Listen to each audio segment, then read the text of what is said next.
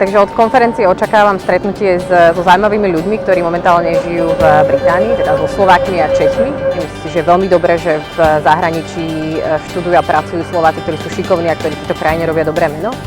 Ale v prípade, že niektorí z nich zvažujú ten návrat, rada by som prispela k tomu, aby dostali nejakú motiváciu a ten krok urobiť.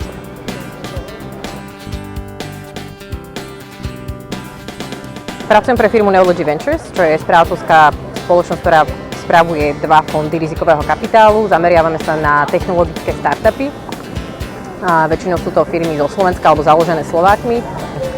Musí to byť inovatívna firma, musí to byť niečo, čo je škálovateľné, ak nie globálne, tak aspoň regionálne.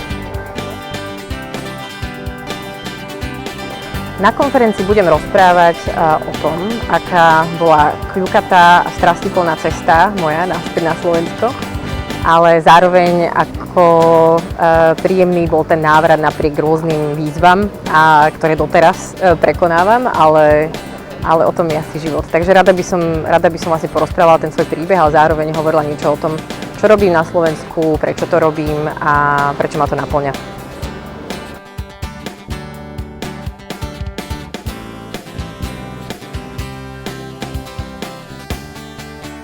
Kašlite na Shepherd's Pie, poďte domov na halušky.